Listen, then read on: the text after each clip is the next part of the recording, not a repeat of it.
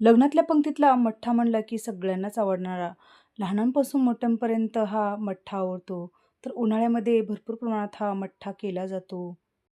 तर आपण हा टेस्टी मठ्ठा केलेला आहे. नमस्कार, स्वामी प्रसाद किचनमध्ये आपलं मनःपूर्वक स्वागत आहे. आज आपण लग्नाच्या पंक्तीमध्ये जसा मठ्ठा वाढतात ना, त्याच पद्धतीचा आपण मठ्ठा कसा बनवायचा ते आपण या रेसिपीमध्ये बघणार आहोत. उन्हाळ्याच्या दिवसामध्ये रोज घरामध्ये मठ्ठा किंवा मसाला ताक केलाच जातो. तर आज आपण मस्त लग्नाच्या पंक्तीमध्ये जसा मिळतो ना, त्याच पद्धतीचा आपण मठ्ठा कसा बनवायचा ते आपण बघणार आहोत. उन्हाळ्याच्या दिवसामध्ये मस्त थंडगार, मनाला तृप्त करणारं आणि शरीराला थंडावा देणारं आपण इथे मस्त एकदम चटपटीत चवीचा मठ्ठा केलेला आहे. तर तुम्हाला माझ्या रेसिपीज जर बघायला आवडत असतील, तर स्वामीप्रसाद किचन या चॅनलला तुम्ही एक लाईक, शेअर आणि सबस्क्राईब करा आणि बाजूची बेल घंटा नक्की क्लिक करा. आणि माझ्या चॅनलवरती उन्हाळा स्पेशल भरपूर प्रमाणात मी रेसिपीज करून टाकलेले आहेत. तर तुम्ही माझ्या चॅनलवरती जाऊन नक्की माझे व्हिडिओ पहा. चला तर मग वेळ न घालता आपण रेसिपीला सुरुवात करूया. तर लग्नातील पंक्तीतला मठ्ठा बनवण्यासाठी लागणारं साहित्य बघूया. मठ्ठा बनवण्यासाठी मी इथे ताक घेतलेला आहे. जर तुमच्याकडे दही असेल तर तुम्ही दही घेऊन त्याला रवीने छान घुसळून त्यापासून ताक बनवून घेऊ शकता आणि त्याचा मठ्ठा करून घेऊ शकता. तर ताकाचं प्रमाण तुमच्या आवडीनुसार घट्ट, पातळ करून घेऊ शकता. तर इथे मी पातळसर हे ताक करून घेतलेलं आहे.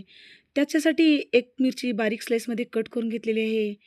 बारीक चिरून घेतलेली कोथिंबीर घेतलेली आहे आणि 1 इंच आलं घेतलेलं आहे. त्या आल्याला छान खिसणीने खिसून घेतलेलं आहे. एक अर्धा चमचा साखर घेतलेला आहे आणि 1 चमचा जिरा पावडर घेतलेला आहे आणि चवीनुसार मीठ घेतलेलं आहे. तर या ताकामध्ये आपल्याला सर्व मसाले घालून घ्यायचे आहेत. तर इथे मी 1 चमचा जिरे बारीक कुटून घेतलेला आहे. त्या जिऱ्याला पहिल्यांदा मी भाजून घेतलेलं आहे. नंतर बारीक अशा पद्धतीने कुटून घेऊन या ताकामध्ये घालून घ्यायचं आहे. नंतर यामध्ये ठेचून घेतलेली थोडी हिरवी मिरची घालून घ्यायचं आहे. नंतर 1 इंच आलं आपण छान खिसून घेतलं होतं. तर त्यामधलं आपल्याला फक्त या आल्यामधलं आपल्याला याच्यामधला रसच पिळून घालायचा आहे. म्हणजे हे मठ्ठा चवीला छान लागतो.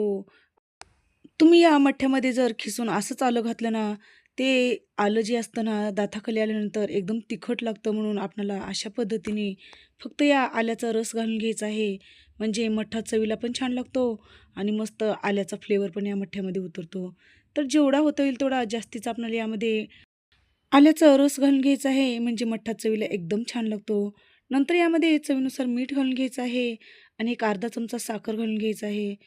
मिठाच्या ऐवजी तुम्ही या ठिकाणी काळं मीठ घातलात ना, तरी पण एकदम छान मठ्ठा लागतो. नंतर यामध्ये बारीक चिरून घेतलेली कोथिंबीर घालून घेतलेली आहे. नंतर यामध्ये बर्फाचे खडे घालून घेतलेले आहेत. मठ्ठा म्हणल्यानंतर बर्फाचे खडे तर आलेच पाहिजे, म्हणजे एकदम थंडगार आपला मठ्ठा एकदम चवीला छान लागतो. तर हे सगळे जिन्नस घालून आपल्याला छान रवीने घुसळून घ्यायचं आहे. जेवढा आपण या रवीने घुसळून घ्याल ना, तेवढा मठ्ठा एकदम एकजीव होतो आणि चवीला एकदम अप्रतिम होतो. मठ्ठा करत असताना हे ताक आपल्याला पातळसरच घ्यायचं आहे. फार जास्तीचं आपल्याला हे ताक घट्ट घ्यायचं नाही. घट्ट जरी ताक घेतलात ना, चवीला मठ्ठा अजिबात छान लागत नाही. जेवढा पातळ हे मठ्ठा असेल, तितका आपला चवीला छान लागतो.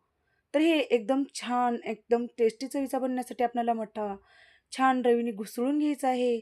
जेवढं घुसळून घ्याल ना, जेवढा फेसाळ हा मठ्ठा असेल, तेवढा चवीला छान लागतो. अशा पद्धतीने रवीनं तुम्ही एक 2 ते 3 मिनिटं छान घुसळून घेतलात ना, हा मठ्ठा एकदम फेसाळला छान होतो. नाहीतर तुम्ही अशा पद्धतीने जे पळी किंवा ओगरळ असतं ना, वरी-खाली करून घ्यायचं म्हणजे एकदम फेसाळलेला आपला मठ्ठा म्हणून तयार होतो. आणि फिल्टर कॉफी जशी करतो ना आपण, तशा पद्धतीने आपल्याला हे ओगराळीनं किंवा पळीने आपल्याला खालीवरी करून घ्यायचं. म्हणजे एकदम फेसाळलेलं हे मठ्ठा आपण एक-एक ग्लासमध्ये ओतलं ना आणि पिण्यासाठी एकदम चवीला छान लागतो. तर तुम्हाला दाखवते मी ग्लासमध्ये पण कशा पद्धतीने ओतायचं. तर अशा पद्धतीने आपल्याला वरून अशा पद्धतीने एक-एक ग्लासमध्ये हे मठ्ठा ओतून घ्यायचा. आणि आपला हा मस्त पिण्यासाठी लग्नातल्या पंक्तीतला मठ्ठा बनवून तयार झालेला आहे.